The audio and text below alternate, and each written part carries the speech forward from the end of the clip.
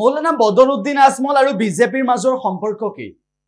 বিজেপিৰ বাবে বৰ্তমান সময়ৰ প্ৰধান অস্ত্ৰ মৌলানা বদৰুদ্দিন আজমলৰ এআইডিএফ নেকি? মৌলানা বদৰুদ্দিন আজমল আৰু এআইডিএফৰ সম্পৰ্কৰ কথা গৌৰৱ গগৈয়ে উল্লেখ কৰিছে। উল্লেখ্য যে দীৰ্ঘদিন ধৰি অসমৰ ৰাজনীতিত চৰ্চিত হৈ থাকে যে বিজেপিৰ বি টিম বুলি কয় বিৰোধীয়ে এআইডিএফক।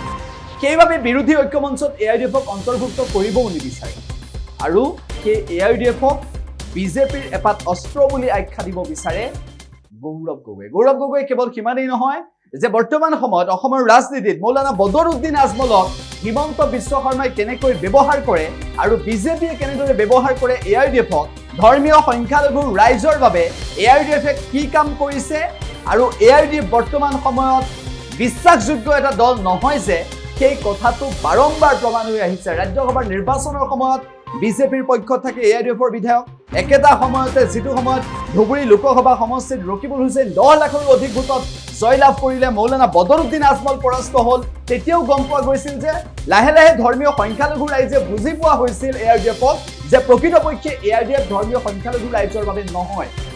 আৰু গৌৰৱ গগৈ অৱশেষত এআইডিএফ যে বিজেপিৰ লগত আছে সেই কথাটো সংবাদ মাধ্যমৰ আগত উল্লেখ কৰিলে। কেনেদৰে উল্লেখ কৰিলে সেয়া আমি আপোনালোকক এই মুহূৰ্তত শুনাব বিচাৰিছোঁ। আৰু তেওঁ এই মূল অস্ত্ৰ এআইডিএফ দলটোক পুনৰ জীৱিত কৰিবলৈ আপ্ৰাণ চেষ্টা কৰি আছে, আৱেগিক কথাবোৰ কৈ আছে, যাৰ ফলত মৌলানা আজমল চাহাবো কিছু আমাক হিন্দু মানুহক আপত্তিজনক কথাবোৰ তেনেকৈ কয় আৰু দুয়োজনে ভাই ককাইকে দৰে এনেদৰে নিজৰ ৰাজনৈতিক ভৱিষ্যত বচাবলৈ এটা ষড়যন্ত্ৰ তেওঁলোকে আৰম্ভ কৰিছে। যোৱা লোকসভাৰ নিৰ্বাচনত তেখেতৰ মূল অস্ত্ৰ কংগ্ৰেছ দলে নাইকিয়া কৰিলে। কোন এই মূল অস্ত্ৰ? মৌলানা আজমল চাহাব আৰু তেখেতৰ দল এআইডিএফ দল যথেষ্ট দুৰ্বল। আৰু কোনে কৰিলে? কংগ্ৰেছ দলে কৰিলে। কাৰ সহযোগত কৰিলে? অসমৰ জনসাধাৰণৰ সহযোগত কৰিলে। আৰু এতিয়া মুখ্যমন্ত্ৰী অস্ত্ৰহীন কি কৰিবলৈ চেষ্টা কৰিছে যে এটা পাংচাৰ হোৱা দলত তেওঁ হাৱা ভৰাবলৈ চেষ্টা কৰিছে। এআইডিএফ দলটোক পুনৰ জীৱিত কৰিবলৈ বিচাৰিছে।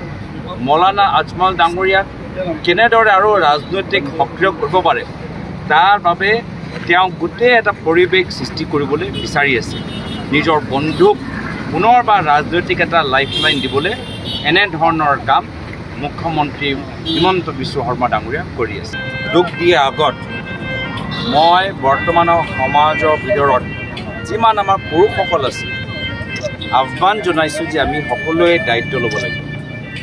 এজন অভিভাৱক হিচাপে, এজন ভাইটি হিচাপে, এজন দাদা হিচাপে, এজন পুৰুষ হিচাপে, এজন নাগৰিক হিচাপে, এজন স্বামী হিচাপে, এজন ঘৰত এজন সদস্য হিচাপে, পৰিয়ালৰ এজন সদস্য হিচাপে, আজি সমাজৰ ভিতৰত এজন সচেতন নাগৰিক হিচাপে যেতিয়ালৈকে পুৰুষ সমাজ নিজকে শুদ্ধ কৰিব নোৱাৰে, পুৰুষ সমাজ আদৰ্শ পুৰুষ হ'ব নোৱাৰে, তেতিয়ালৈকে আমাৰ এনেধৰণৰ সমস্যা হৈ থাকিব। আৰু সেইকাৰণে আমি আদৰ্শ পুৰুষ আৰু তাৰ বাবে আদৰ্শ এটা সমাজ আমি কেনেদৰে সৃষ্টি কৰিব পাৰোঁ, আদৰ্শ স্কুল, আদৰ্শ ঘৰ, আদৰ্শ গাঁও, সেই পৰিৱেশ, সেই মূল্যবোৰ, সেই আদৰ্শবোৰ আমি কেনেদৰে নিজৰ পুৰুষসকলৰ মাজত লৈ যাব পাৰোঁ তাৰ বাবে আমাক এটা বিশেষ সামাজিক আন্দোলনৰ প্ৰয়োজন আছে।